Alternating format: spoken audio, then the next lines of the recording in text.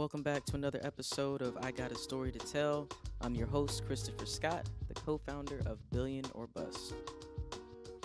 Today we got a chance to go to Hangar 391, which is home of Malvar-Stewart. That is the fashion house for Celeste Malvar-Stewart. We got a chance to interview her today in her studio and go around. She showed us different materials as well as talked about what got her into her craft that she is in today. I hope you guys enjoy. They just gave me this big old thing, and I'm like, oh my gosh, you guys couldn't have made it any bigger? It's like huge. And I'm trying to figure out what to do with it. But it's cool. It was for one of their ads. So he's wearing Magnani shoes in this ad. And she's actually wearing one of the dresses that I dyed in madder. So it's actually this dress right here.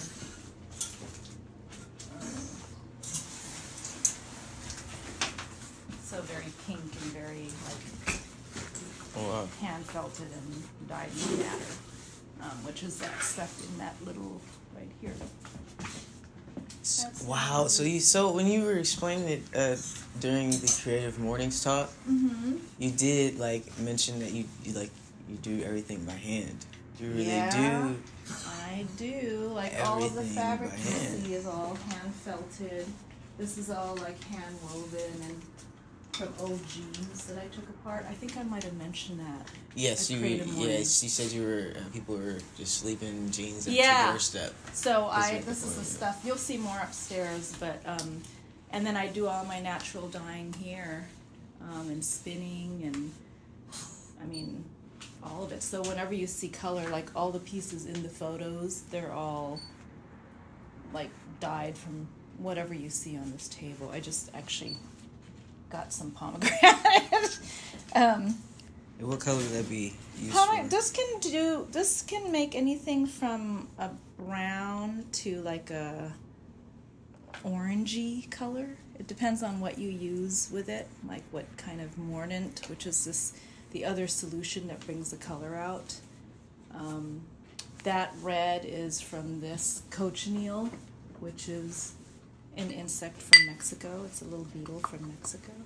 What? Yeah, isn't that amazing? These little they only use the females, beetles, and it creates the really vibrant red that you see. So whenever you see any of the vibrant reds, it's the cochineal.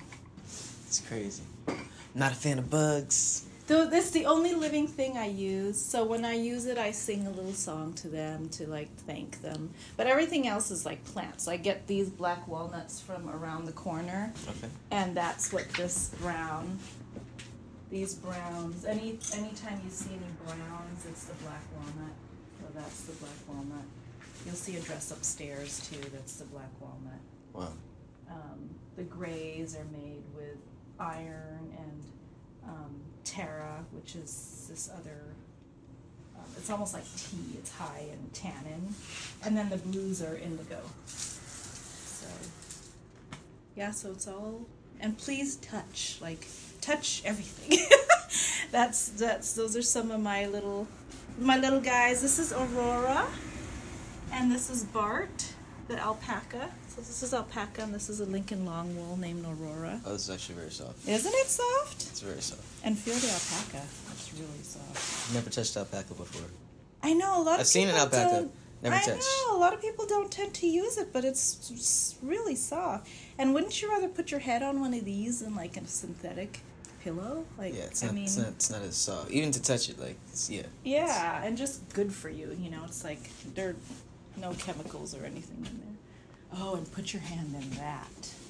It feels like butter. Oh wow. Is it silk, right? It's silk. It's naturally dyed silk. This one is too here. And then this is all hand woven. I wanted it to look like cheesecloth kind of, but it's actually wool. And then this is vintage wool that I use. So I'm actually coming out with a line this year of using all my vintage wool and then felting the collars and the cuffs and stuff, and then lining them with the naturally dyed silk. And it's going to be aviation inspired, so I'm going to use a lot of quotes from Amelia Earhart and John Glenn and Oh my God, are you taking pictures? I always look so terrible. Everybody, you know what? Every single woman says that. Really? Every No, single woman. I thought it was 'Cause like they- just gonna be talking. Yeah, well, we can talk. So we'll get both. We're only gonna get Okay. like the good. We're only gonna get the best side. Okay, but you know, it's okay. I'm used to looking. I never get prepared because I never know. You look fine. Thank you. You look fine. I think if I were a man, I'd say the same thing. I mean, I'm just like, hey, look, this is. I mean, but to me, like, I'd rather we're in your element, like we're in your studio. Yeah. So it's just like, are you really going to be like all, I done never up? am, but I should at what least is- comb my hair. I mean, well, you had the hat on, so That's true, I know, but it's so hot now, so it's like, yeah, so I just kind of jumped in with it with you guys, but welcome. This is just where everything happens. We got this building and we named it Hangar 391 because my husband, are you okay, Mooney? Mooney? You okay, boo? Okay. You want to come down? Come down. Oh, all right. But he also is a pilot. He flies. He's not a pilot. He's a private pilot. And so we decided to name it Hangar 391, HNGAR, so people can come and like let their creativity soar and fly. Like, I want to have salons here where people like us get together and we just talk about what our next projects are and what our ideas are, and it's a safe and fun environment where we don't, knock each other off or anything, where you just kind of come and you talk about stuff and you know that it stays here. And so that's kind of where the name came from. Okay. And I've had a couple of gatherings and it's been really fun. So I've had like architects and musicians and geologists and we just come and we talk about our work, and it's interesting because a lot of times it kind of transcends into each other, like, oh my gosh, I never thought about that with geology and how, the texture of stone is a lot like felting, and it's cool because you're just like sitting down eating spaghetti and drinking wine and talking about creativity and work and stuff. Imagine, I was thinking like that would be a very interesting conversations to hear in that room with those types of people. You got an architect, a geologist, that would be interesting. Yeah, it is. It's really fun. It gets kind of heated sometimes because I'm sure. So if people are just like screaming sometimes, but then afterwards you're just like, you're eating good food, you're drinking. It's just fun, and I think art does that. It makes us emotional. It makes us react, and so I love it. Yeah. It's actually in this room, and I just put the chairs in a circle, and I kind of take all this stuff out. And we just sit right here in this little New York-sized room, so. This is nice. Yes, this is very accurate. This is a New York-sized room. Yeah. I know, we're thinking of tearing down. That's an office in there, so we're thinking of tearing that down, but it's not that much bigger. It's like the same size as this again, but it will open it up a little bit. But yeah, so this is kind of, in the beginning, it's so funny that you said that about women. In the beginning, I would apologize about how messy this table was, and now I'm just like, you know what? If you're gonna come to the space, you just have to know I'm working. Yes, yeah, and it's I'd rather always see you like in your, your element in your environment. I mean, a lot of the times, like we've been shooting a lot of things at my apartment, but I've kind of been setting my apartment up to kind of be like an office in a sense. So it kind of just looks like it, and that's where I work at. I mean, it's the actual environment. Right. And I'm just tired of fake. Like, it doesn't help anybody. Like, if people are trying to progress or trying to do more in life, they need to see the real process and the real what things look like. Not just the outcome. I agree. And I felt in the beginning like, oh, I hope it's not disrespectful that I didn't clean up for you guys. Especially in Filipino culture, where like when we have people over, we prepare. My mom's Filipino. Really? Yes. Oh my God! So you know. Yes. So we have to prepare, right? You don't just like have people over. So to me, I was just like, ooh, how do I do that? But I'm always working. So you're not going to break anything. Don't worry.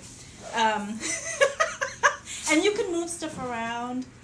Don't feel like you can't move, touch. Like, there's nothing in here that if you break Breaking it, stuff. I can't fix. I'm kidding. You won't break anything. I've had 3-year-olds in here, like, Oh, you're spinning good. that machine. I mean, the spinning wheel, and it got all tangled and everything. I was like, yeah, whatever, I can fix it. But yeah, so I was thinking that in the beginning, and then I thought after a while, I was like, no, I think, because everyone wants to see this. So I'm like, I think I'm actually doing what they don't want, is to, like, clean up and, it looks like nothing's happening. Exactly. So I've had to learn to accept that, embrace it. Is this in preparation for the event at the museum? No, that's already happening. You mean the exhibition? That's what I thought. See, Yeah. I thought I was losing it. See, but I thought I knew something, but I didn't. So because I had emailed Cindy. I was like, hey, can we shoot something at the museum? Who do we need to talk to? Because we're gonna be I'm doing a podcast with Celeste, and then like we're gonna do like a vlog, and then like we also wanted to shoot. She's like, oh, let me check with so and so or whoever. I can't remember off the top of my head right now. Yeah. So then she emailed back. She's like, yeah, when did you want to do it? Which part? And I was like, oh, okay. But then I was like, wait a minute. And then it said a talk, because I saw in the book it was as if it was an exhibition, but then I looked someplace else and it was like a conversation with. I was just like, you know why? Because I did a couple of different things with them. see, You it threw me probably off. read them both, and they overlapped. Gotcha. So I did a presentation, but then now, I mean, it's an exhibition, but it's more like an installation. It's like pillows that are on a couple of benches, but they're interactive. So you can take the pillows and turn them over, and there's a little spiel. So it's not really an exhibition. It's more like a small installation. But it's cool. It's like in the hallway. How and dare you downplay that? I'm not. It's just that I don't want people to go there and think like it's a whole exhibition, What? It's not. It's just, it's like, it's a small Still. installation. Okay. Probably one of my favorite. Like, okay, so I love art. Like, I think if you know what looks good, then you can like do anything. Like, you can design a house. You can design a dress. Agree. Totally. You can paint. You can probably draw. It may take a little while for you to develop the skill. Right. But it's really not that hard. But if you just know what looks good, you can do everything. Right, Because to me, at some point in time, they're going to all intersect. Yeah. It's funny that you mentioned that. Yeah. So, like, one of my favorite exhibitions, I went to one of these modern art museums in Atlanta. And now I can't think of the fashion designer's name, but it was so amazing how they just used different materials. And I had the coffee table book for it, too. I was like, yes, you could take my $65 today. Like, have my money. But it was just amazing how, like, they did everything. Because I used to have, like, coffee table books like Alexander McQueen, like, Yeah, right. Yeah. Because I think it's still just amazing to me. Just like I think even, like, culinary arts. Yeah. To me, it's just, it's so creative. Like, watching someone, like, how do you put these two different tastes together to make this so amazing? Yeah. Like, and it's still, and it actually appeals to all of your senses. Like, that's one thing, like, because even plating, like, it has to be a specific way that you plate something. Like, your food probably looks amazing, but if it doesn't look good, it's not going to look appealing to somebody. Right. So you know, that's one thing about, being a chef, you get to appeal to all five senses. You have the visual, you have the taste, scent, the smell, and then the touch. And then even, like, the sound. Like, if you get, hot fajitas or something like that. Oh my things God, like like that. crunching too. Yeah, things like that. that. Whole thing. It appeals to everything. So that's I don't know how I got off. I agree though, because I was talking about the installation, but it's my, and it's interesting. Thank you for saying that, because I think part of what makes me say that is it's the interior wear to me is really new and exploratory, and I know that it's a pillow. Like, it's so hard for me to think of something that's very practical, and everybody has pillows in their homes, but I'm trying to push my creativity inside of this very common piece called a pillow.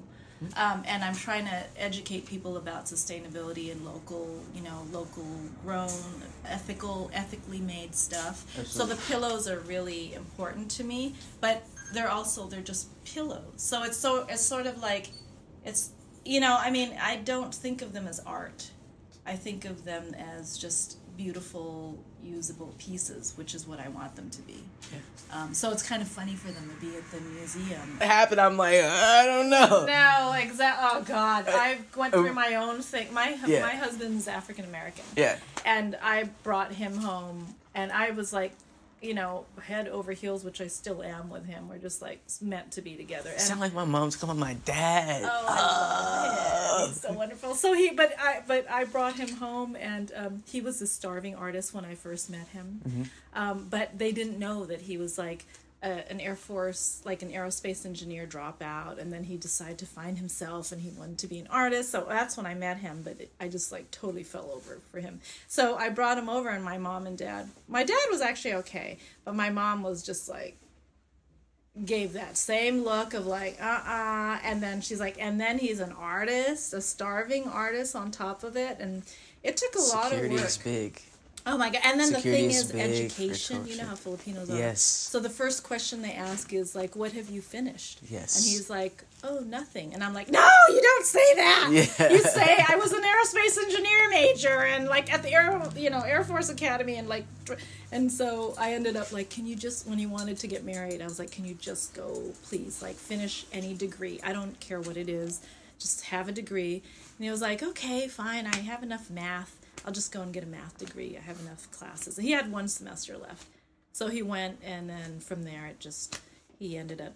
I created a monster. Like, he ended up getting his PhD, and he ended up, like, so now he's a professor at OSU, and he's doing research at MCH, and he's just, like, and so, of course, now my dad passed away in April, but my mom and dad, both, they just, like, love Bill. I mean, it was a miracle, actually. To me, it was seriously a miracle that they were able to change. My mom was able to just change her heart, and like, he couldn't come over for years. Like, it was really, really hard. No, it was heartbreakingly hard. But my nieces now, they will always thank me because now they are dating. You've opened the door. Yeah, they're like, Dita, you made it happen. Paved the path for us because of you. Yeah, and I was like, thank you for acknowledging that because it was really, really hard. Yeah. But I mean, another part of like also that staying true to yourself and being like, you're trailblazer. I know that, yeah. You even trailblaze even like in the little things. I guess we don't really think about it like.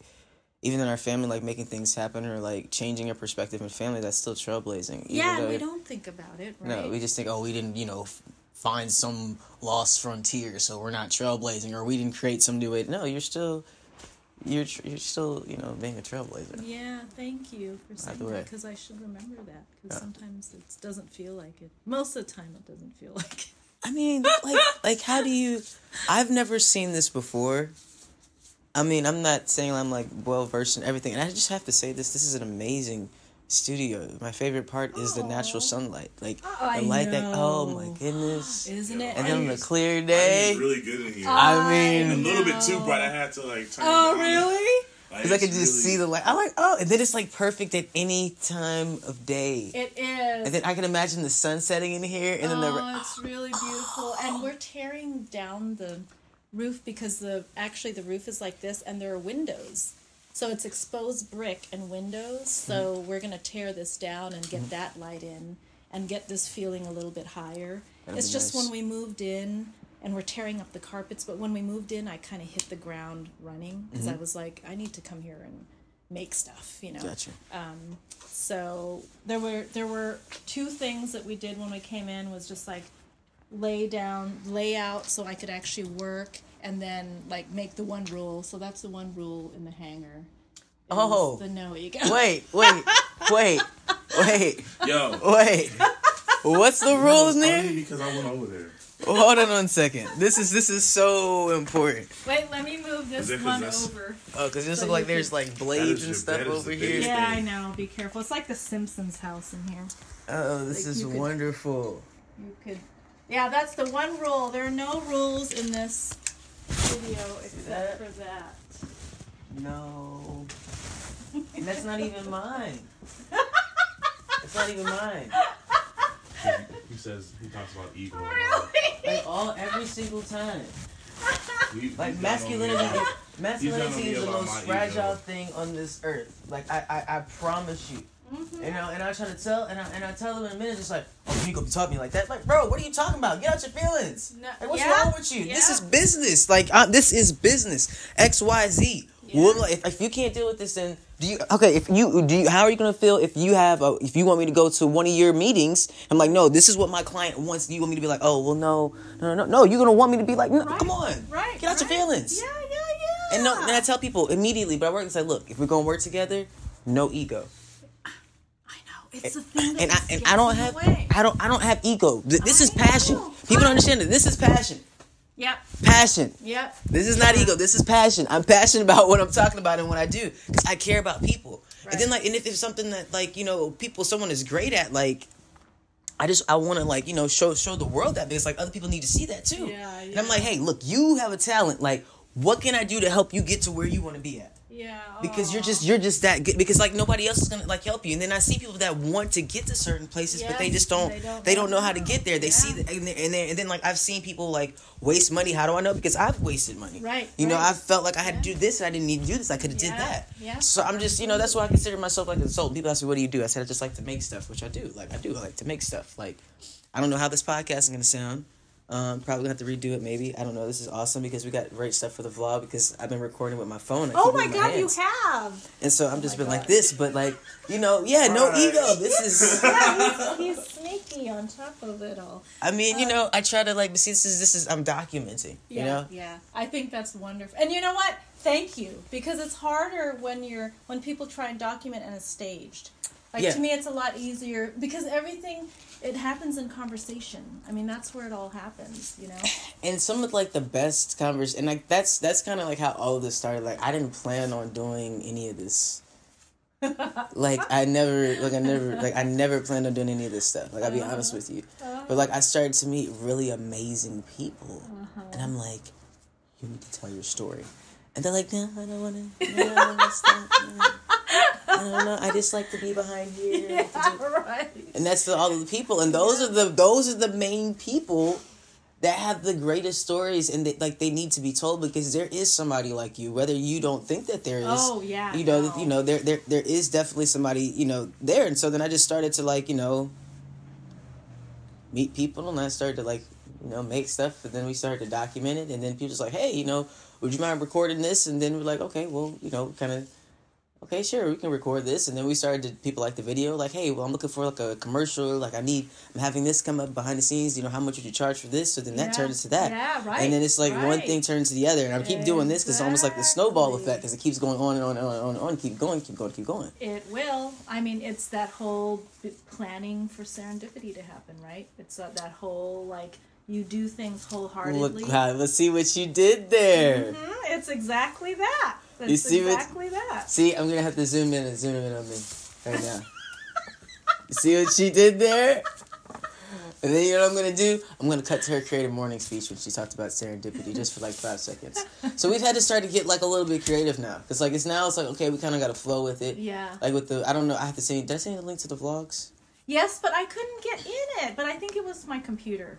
It was it was just turning for a long time when I tried to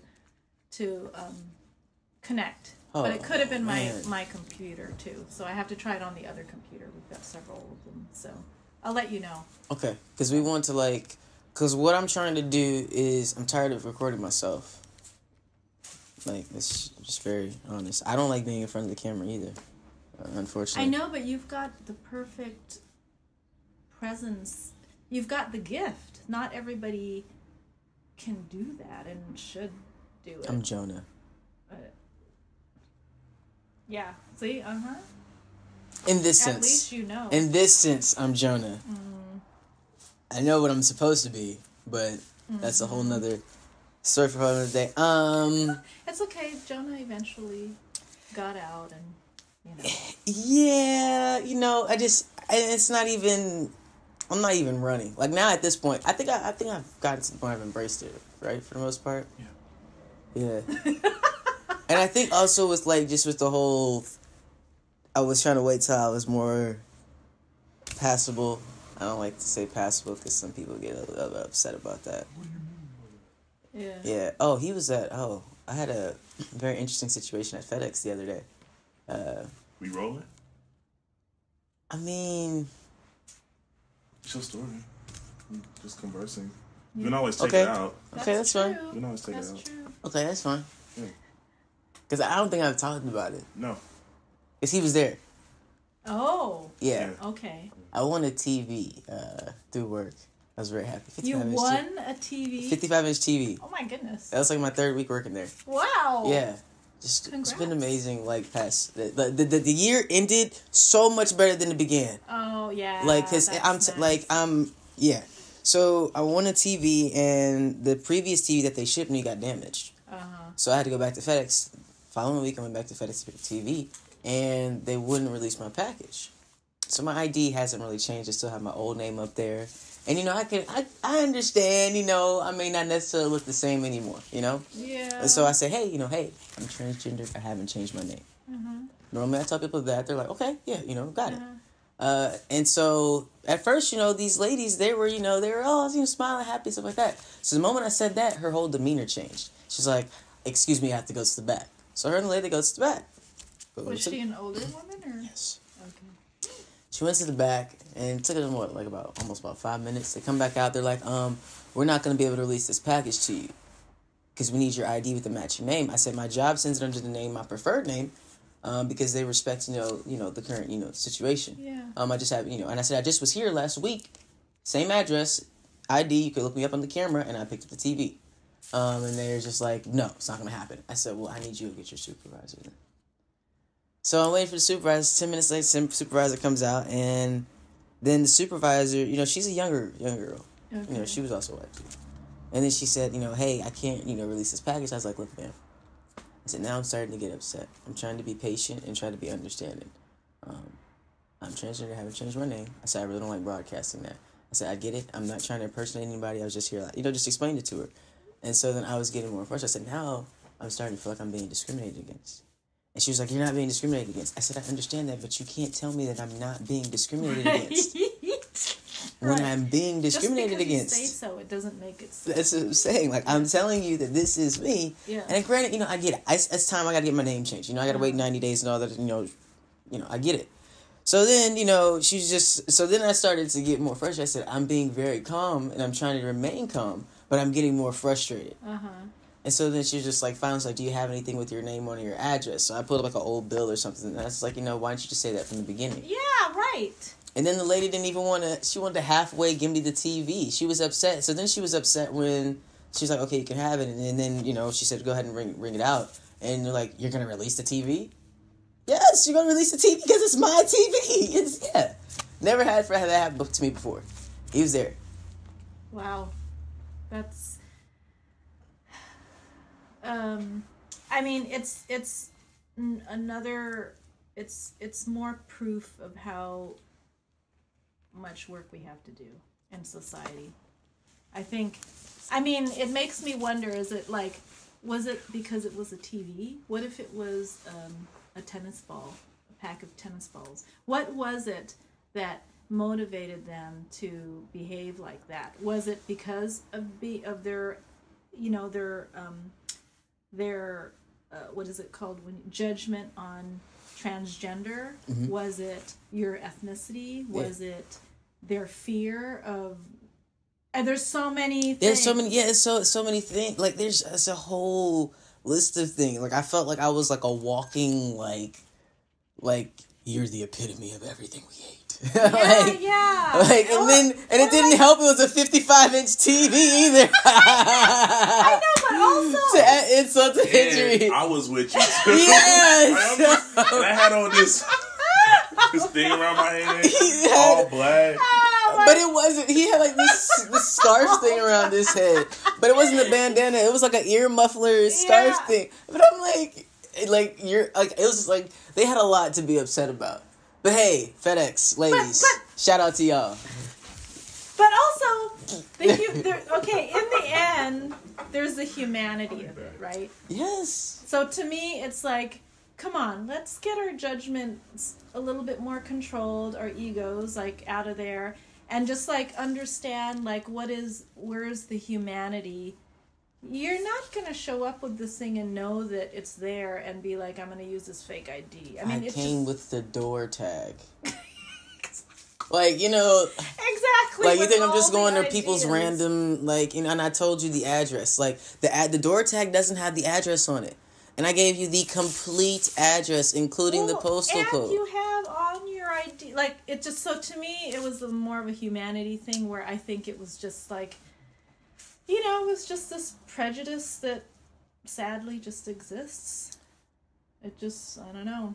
It's cool. I was more dumbfounded than anything. Stuff like that doesn't really upset me. Like, it's not cool, first of all, though. No, I mean, it's not cool that it happens. It's not acceptable that happens. It's not cool that it happens. Like, even in the beginning, like, my biggest fear before I really started doing, like, these vlogs and stuff like that, and really... When I started to transition, because I had gotten married, you know, I had 2 daughters now, it was very important that their safety was always the most important thing. Yeah. So I had stopped doing a lot of things and being very visible, especially across social media. And my wife kept saying, why don't you do a vlog? And I was like, you know, and then why don't you do a vlog? I'm like, you know, because I didn't really want to tell her, like, I want to wait until, you know, I'm, like, somewhat passable to, you know, or, you know, when I'm more comfortable. Because, again, I was concerned about her safety and the girl's safety. Yeah. I was like, what happens if, you know, this starts to, you know, be something more and, you know, readily, you know, visible, and then people see you out just because people are just evil for no reason at times. And, you know, and do something like that. Yeah, I know. You know, and so, you know, that's always something, you know, that, you know, has to be, you know, has to be said. And it was interesting. On Facebook the other day, my cousin put something about why is it that, like, transgenders just want us to like them or something like that. Something like that. And I was like, all right, I can answer your question. Discussion. I was ready, but it was a positive, open discussion. You know, and, you know, and I said, you know, hey, you know, and so then I just started to explain. You know, they're just like, well, I don't understand. Like, why do you want people to know? Like, isn't that the point of you? You know, changing, you know, your gender. So, you know, some people, you know, they're very, you know, happy, you know, about finally, you know, being able to see who they saw that they were on the inside, see that reflected on the outside. Right. You know, not everybody's the same way. Right. I said, and, you know, I said for you know, men that are transitioning to a female, you know, it's a little bit more difficult for them, especially, you know, when it comes to passing and things like that. And they are, you know, more at risk, you know, when it comes to violence. You know, for a female going to male, it's a lot easier to be passable. And that's also something that, you know, isn't talked about. No, I never thought about what would be easier. I just thought, you know, honestly, I just don't understand why people care so much. That level of hate and that level of anger, and, like, why do people, not that they don't it's care, something internally. I mean, it's something internally. It's ultimately a fear. Like, and I think a lot of times people, they have an issue with something because there's something inside that they don't want to address.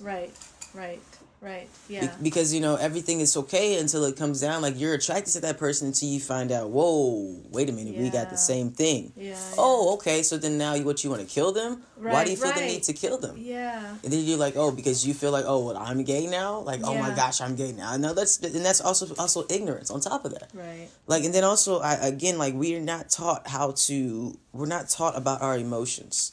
Right. No. You know, especially, you know, in certain cultures, like, our parents are kind of raised as to, you feel how I say you're going to feel. Right. Like, and that's, and, you know, and so that messes us up as adults, because it's just like, you know, we don't know how to properly communicate how we feel and emotions, and then we're irrational. We just do things based on, you know, and we don't think things through and say things through. You know, and being 28, I'm just now to the point, it's just like, okay. Oh my God, you're such a spring. You gotta, you know, hey, I'm like, you know, and people get mad. People say, it's like, that's not fair. You look like Benjamin Button. Because they're like, you're getting younger. I said, no, right? That's the Filipino. No. But, like, I mean, I think, like, that's important. Like, so I try to, I talk to my daughters, like, so how do you feel? Like, I really want to know, like, how do you feel? Because I don't want it to be a thing of, like, you're not allowed to feel how you want. No, like, how do you feel? Well, so-and-so did this and so-and-so did that. I was like, what? You're like, yeah. So how you feel about that? It hurt my feelings. Yeah. I said, that's understandable. It's like, I don't understand why they're being so mean. I'm like, sometimes we have bad days. Now, I'm not saying that's an excuse for them to treat you that way. Right. But sometimes we have bad days. Don't you have bad days? Sometimes you're a little mean. Sometimes I'm a little grumpy and mean, too. We all have our days. Yeah. I said, so why don't you wait till you go to school? It's like a weekend. I said, wait till you go to school Monday and, see what happens. But, just because someone's mean to us, we're not mean to them. Yeah. So, I was letting her get out for school. This is my youngest. And I always, going to school. I said, you gonna have a good day? She was like, yep. She's like, and I'm not going to be mean because they're mean. I said, all right. Oh, that's great. So I picked her up that afternoon. I said, so how was school? She was like, good. And we're friends again. She was just having a bad day, like you said. I was like, oh, okay. But to be able to, like, have that conversation, because I want them both to be able to understand how people are. That is so important. Oh, my gosh. And it's also important to say it's okay to feel something. Yes. If I grew up and hearing my aunts. My parents were actually pretty liberal for being Filipino, thank God, which I think is why I am the way I am too. But I have aunts who are just so typical conventional Filipino, and my brother would cry or my nephew would cry, and they would say, "Don't cry." Boys don't cry. And then my mom would be like, of course boys cry. Yes, you have tear ducts. If you're feeling sad, cry. And I think that always stuck with me. Mm-hmm. So it wasn't me directly. It was just me watching them interact. But it really stuck with me in telling me that, it's good to feel.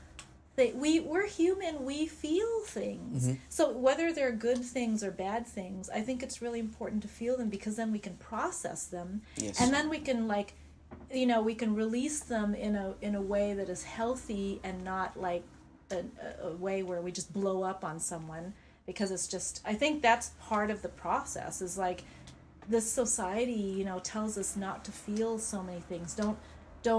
Don't feel like you're not being you inside of this body. You're not allowed to feel that way. So if you're not allowed to feel that way, nothing changes. And so when people are allowed, things change. And I think that is the fear of I think that's where fear comes out, is when people see like, oh, wait a minute, he's young and he's doing this job, this creative thing that. Why is he's too young to be doing that, and why is he doing that, and why and why is he should just be working at FedEx or something. I mean, why is he able to do this creative thing? And I think it's like you said, I think it's this internal aspect of us that if we're not searching for who we are and what we must be, then we see it in others, and it really makes us afraid, because it makes us afraid to think that, well, then what's my life going to be if you have the courage. He has the courage to be who he is. He has the courage, where is it in my world? And I think it makes, and it just, and honestly, people, they just go home and they drink on the weekends, and they drink at night in front of their televisions. And I think that's a lot of why our society is like that, is because it stems from, this idea of like, we're told not to feel certain things, so we're not going to do anything if we don't feel anything, Did you always knew you were going to do this? I always knew I was going to be doing something creative, because ever since I was little, like I as far as I can remember, I would like be painting on little rocks and selling them. I couldn't even speak English yet in our neighborhood. We moved to San Francisco, and my English was so bad that nobody could really understand. I was speaking English in my mind, but nobody could understand me. And I would paint these little rocks that I found, these little river rocks, and I would sell them, go door to door, and I would sell them to my friends. And then I started making shrinky-dink keychains. Do you know what shrinky-dinks are? Oh, yes. Your daughters would love them, but you draw on this thing, which actually is probably not good for us if I think about the sustainability of it, but because it's plastic, and you put it in the oven, and then it shrinks down and turns into like a hard alloy, or I don't know what you'd call it. But anyway, I would make, like, I'd custom make shrinky dink keychains. So I would be like, hey, let me make you a keychain with a cool K on it. And then I would like design this really cool K and draw it out and then shrink it down and punch a hole and shrink it down, and then they would be able to put it on their keychains. And I would sell those for, like 50 cents or something. But I've always been creative, and I thought I was going to be a fine artist. And then this is the part where I think the preconditioning happens. Then older family members would say, well, you can't be an artist. You're not going to make any money. You're just going to have to either marry some rich guy, or you're just going to be poor all your life if you're a fine artist. So, and I was very, very young. So I thought, oh, okay, well, I don't want to marry a rich guy as my like objective in life. Yeah. And then I don't want to, I mean, being poor wouldn't, I don't know, I don't think it scared me, but it was kind of like, I guess people don't want to be poor. So I thought, okay, well, I'll look into other areas. And I was really attracted to fiber and to fashion, and I was just like, okay, well, I'll just go into fashion. I mean, I was nothing like the kids nowadays, where they give so much thought to what they want to do, and they go visit the universities, and their parents sit with them. And my parents were just like, I was like candle to the wind there. I was just like, okay, well, I'll do fashion, and I'll go to London. They do fashion in London. And so I went off to London, England, and didn't even know how to turn a sewing machine on. I mean, it was ridiculous. Yeah. There's nothing wrong with that. I mean, it was wonderful, but I don't know if I would do it the same way now, but I'm glad I did it that way then. It was just not very educated decisions that I had made, and, but I knew I wanted to do something creative. So to me, it was like, my whole family, they're all doctors and nurses and stuff, and I was just like, I tried to take biology, and it's just like, this is the only thing that I loved about it were the patterns in the cells. Like, that was the part that, but other than that, I was like, no, I remember going home and telling my mom, I need to do something creative. I really think I'm an artist, and I can't help it. I must create. Like, it's so, and she was great. She was like, okay, if that's what you think will make you happy, and figure out how you want to do it. And again, that liberal Filipino mom, instead of being like, no, you're going to nursing school. So yeah, and so I took fashion, and then I realized how much waste and how much harm the fashion industry does to the environment, communities, and the planet, and even the whole gender thing that I was telling you about, this gender preconditioning and all of that.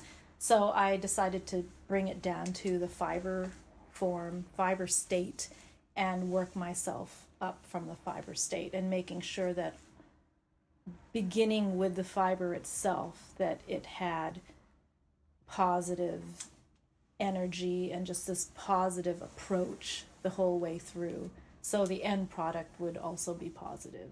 And so I think that's how I kind of ended up here, I think. And then I never thought of myself as an artist. I was always, in England, when you get your degrees, I got a bachelor's in applied arts degree, because over there they're very picky about whether you're getting an arts degree or an applied arts, and fashion falls inside of applied arts. So I was very much like, oh, it's applied arts, it's not like fine arts. But now, when I turned 50, I was like, you know what? Why do we do that to ourselves? Why do we keep ourselves in categories? Categories, yeah, yes. And so it was recent, because, I'm 51 now, but when I turned 50, I was like, you know what? I'm going to be okay with people saying I'm an artist, and I'm going to be okay with me saying I'm an artist sometimes when I feel like I am. Sometimes I don't, when I'm doing the technical stuff, the pattern drafting and all of that, but there's definitely a lot of artistic, like creative processes that go into this, so it's still a journey. It's really fun. It's really challenging, and it's extra challenging to be doing it in Columbus, but it's really wonderful at the same time. So, we're in a city where people will double bag their potato chips bag. Serious. And I mean, I could be doing this in New York or San Francisco, but would I really be making an impact in those cities where people are already, I mean, we don't even allow plastic bags in California. So in San Francisco, everybody has their own little shopping bag inside of their bags. It's just part of our culture. And you come here, and the other day I was at the grocery store. It was not the other day, it was like a month ago or something. And this guy double bagged his potato chip bag. And I said, "Excuse me, sir." I was like, I'm just curious, you're double bagging your potato chips bag, your bag of potato chips, and why wouldn't you just carry your bag of potato chips out? It was the only thing he had. And he said, "Well, how would I do that? I need bags."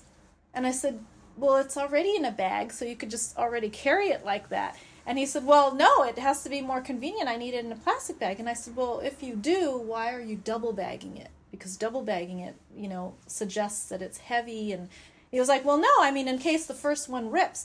And it made me realize, and he was a little bit offended that I was even talking to him about this topic. And it struck me that I'm needed here. I'm needed in Columbus to especially in fashion, where most fashion designers, they don't think about sustainability. They don't think about what happens to their, remnants, their scraps. They just throw all that stuff away, and it goes in the landfills. And if you don't think on that level with what you do, you're not going to think about that stuff in your life in general. And it has to be a way of living. I always tell people, it's like, this is not a fad that I'm sustainable. It's my way of living. It's like I'm like this when I'm at home, eating or going grocery shopping, or it's a mentality. It's a way of, it's just, I don't know. So to me, I think that Columbus really is in dire need of that kind of thinking. You said a couple of things. Like you said that this is like a way of life for you. Like, the whole sustainability thing. Like me, I'm very minimal. Like people don't believe how minimal I am, and I am very minimal. Like someone's like, "Oh, I'm sure you got like something in your fridge that you don't need." I was just like, "No.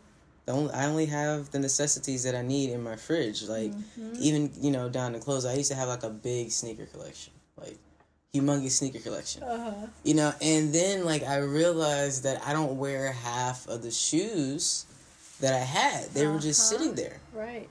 And so then I was just like, okay, I'm gonna, like, I started looking into, like, minimalism, and I started to study it, and I started to apply it to my life, like, even, like, when it comes to shirts, like, like, I like to wear certain colors, like navy blue, or olive, black, because that goes with everything. I have 4 different color pairs of jeans that I can switch up. And then because a lot of times, like, our stuff ends up owning us. Yes. Like, I can put everything in a car and then go to where I need to go. Well, maybe not now with that TV, because it's kind of big. I can't fit in the car. But, even like that, for the most part. Like, at first, I have 2 rooms. Like, I have a bedroom and a living room. Do I really need 2 TVs? Yes. If I had not have won that TV, I would not have bought the TV. Right. Because we have so many things that we really don't need. I completely agree. And, even I like the ability, I went through and I downloaded an app called Clarity Money, and they allow you to, like, go through and see, like, different subscriptions you have. And so we subscribe to things, and we forget we subscribe to things. So I started to, like, unsubscribe to stuff that I was paying for a month or that I wasn't even using. Because I wanted to make, especially one of my objectives this year is to make sure I make more memories and travel more, and do more. And go out and see more things rather than just let my stuff own me. Yeah. And that's like, another thing. I'm just, like, I'm comfortable. Like, I can wear the same thing literally every day. I can eat the same thing every day. Yeah. I love food though. Yeah. Okay, so that's like my big thing too when I travel. Like, I like to stay in a nice hotel, like, that has like an experience for you. Yes. That's what I'm about. And then I love food. Yes. I love food. Yeah. Like, different types of, like, bring it on. Like, I love food. But that doesn't have to mean expensive. No. You know what I mean? No. And I'll go to, like, I want to go to, like, the street vendors. Right, like, hey, right. where the good food at? Yeah, I agree. I'm like that too. Like, no, like, oh, right. where's the restaurants to go to? Like, no, let me, hey, you, let me talk to you. It's downstairs. This week's podcast is sponsored by Beeman Audio. The Lunar 8 is now available at Amazon.com as well as BeemanAudio.com. The Lunar 8 is sweat and water resistant. It has a 7-hour battery life, noise canceling, and it's fully iOS compatible. Again, you can get those at Amazon.com. If you're a Prime member, you get free shipping. You can also pick up a pair at BeemanAudio.com. Remember, Lunar 8, be Beeman. I think you're totally right on with the minimalist way. That's totally sustainable. Yeah. And you think about it, one of the biggest growing industries is the storage unit industry. So here we are, we're living our lives, we have excess, so we put them in storage, and we pay for that. These storage places are air conditioned, heated, so there's that energy that's being used to store things we don't even use or need. I mean, why do you have such a storage place? Usually it's stuff you don't use often or whatever. And we're using this energy to keep this stuff, and it's one of the biggest growing businesses in America. So it's telling us that you're absolutely right, that we're creating these cages with our things. And Bill and I have always felt like when we were buying our home here, because this was our first home that we bought because we moved from New York City, and we promised ourselves, we were like, we're not going to be those homeowners where we're just afraid that while we're gone, because we travel a lot, that somebody's going to come in and take our most precious things are our boys in that house when we leave it, and that's the only reason we even have an alarm. But otherwise, it's like you shouldn't be held by your things. No, it's a prison. It is, and it's I don't know, and I think people are afraid to even go on holidays and stuff because they're like, well, no one's going to be in our house for a while, and it's just like, wow, really? So you're not going to go on this adventure, have this experience because you're afraid that somebody's going to take all your stuff. Someone's going to take all your stuff, yeah. And I mean, things are replaceable. Now, there's certain things that I understand that are not, right. replaceable. I mean, I get right. the pictures and things like that, the yeah. memories, the location. I know that it's a process to replace those things and go through insurance and stuff like that. But the memories is what lasts. Like, I even think about, like, myself, like, thinking about, back to childhood. I think more so what had a lasting impact and still impacts me as an adult. And then I keep that in mind. I'm like, okay, I want to make sure, I'm also, doing the same. Right, and it's even then, like, 20 years from now, I want to be like, oh, I remember when I did this, and this, instead of me just, working at a job that I hate. Yes. And literally, that I just was tired. I'm glad if things didn't happen the way that it happened, I would not have been in the situation to leave the job that I was at. Right, yeah. Yeah. I kind of needed a little push. Yeah. To an extent. But then that I did, like, I'm just so much happier. Like, I'm able to do, so glad. what I can do. Yeah. A lot more. That's why I told her, I was like, hey, I forgot about you. We're going to do it. We're just trying to get some things together. Oh my gosh, I know. I mean. And then now it's just, and I love it. And even like, you also said, like, as far as, doing things and, titles and stuff like that, like, people ask me, like, that's what I said, people ask me all the time, like, so what do you do? So I just make stuff. And it's not like, I don't mean it like in an arrogant way or anything like that. Like, I literally just like to make stuff. Like, can you make music? Yeah, I like to make music from time to time. Yeah. Like, I like to, paint. I wouldn't consider myself a painter. Right. I like to DJ. I wouldn't consider myself a DJ. Yeah. I have a podcast. It doesn't necessarily mean I'm a podcaster. To me, those are people that are professionals and have the degrees expertise in said things, you know. You know, I made a floor plan. Doesn't necessarily mean I'm into architecture. Right.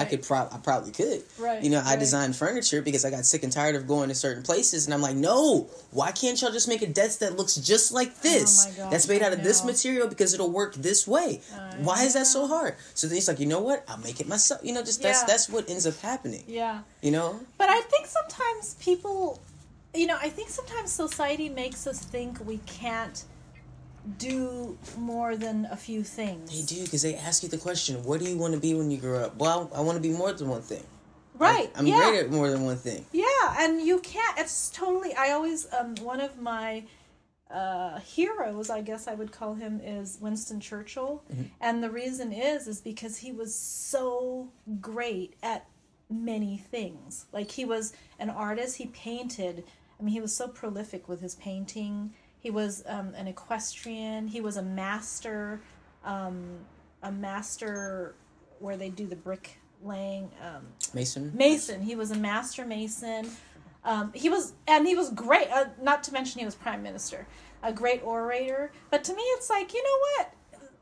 Society likes to make you think that you should pick one thing and do that well. Yeah. No, you can pick many things and do them well. You don't even have to dabble.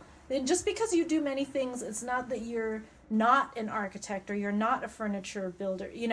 There's, of course, education comes and you can go deeper and deeper. Mm-hmm. But it's just, I think that curiosity and the drive and that intent of doing things. I mean, I didn't know. I took one felting class. And I mean, I know a lot of people who have taken, and it was one felting workshop. It wasn't even a full, it was a class, but it was a workshop over a few days. Mm-hmm. And the rest of it was just experimenting and going on YouTube and asking other felters, how do you do it? And experimenting. And just the other day I said, well, I'm not really a felter. And then I heard myself, and I was like, no, I am a felter. Yeah.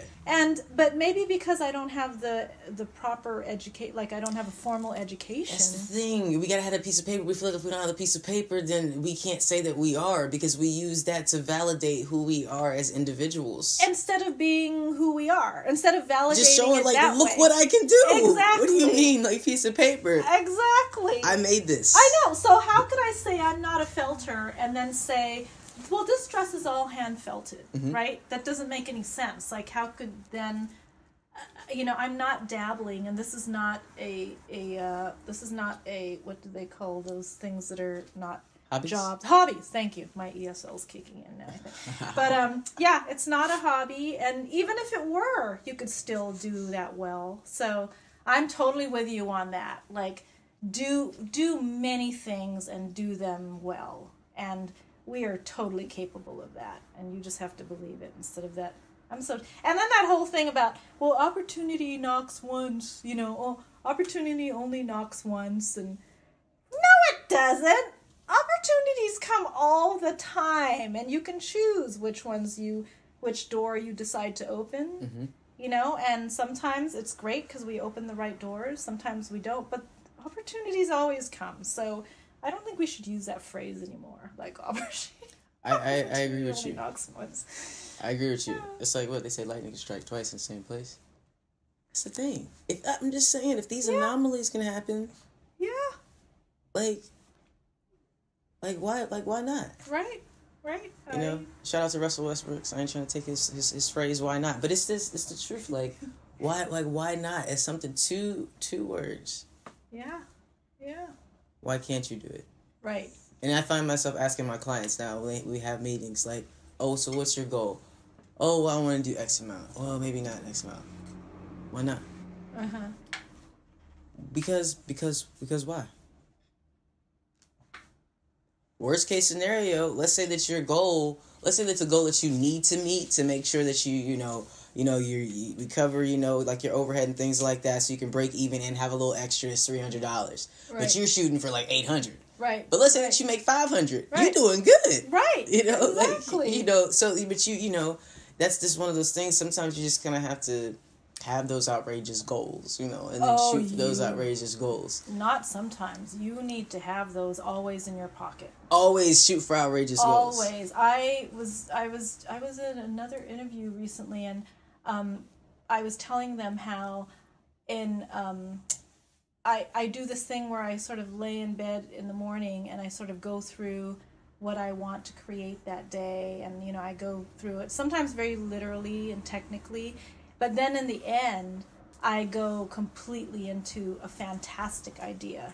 So I go completely into creating a piece. I just had this the other day where I was like, oh my gosh, it would be so cool to just create an entire huge piece the size of a house out of glass, and just like, how would I do that? Like, it would be this garment, this couture piece, couture in quotes, in glass, and huge, like the size of a home or a tree.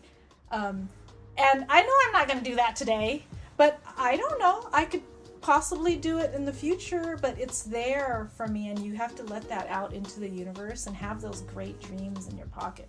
That's what I've always believed. Because, like you said, if you don't hit that, you'll hit pretty close to it. Yeah. Because you've thought that far. Yes. You're only going to go as far as you think. So if you can't think beyond a certain place, you're not going to go beyond that certain place because you can't even think of it. So.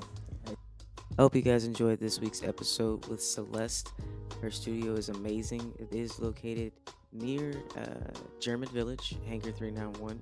Be sure to follow her on Instagram. I'll put the link in the bio. Again, you can follow us at Billion or Bust on Instagram and Facebook. You can also follow me if you would like at Chris Dash. Thank you again for everybody that's been listening and giving us feedback. Definitely appreciate it. Continue to like, comment, and share. Thank you.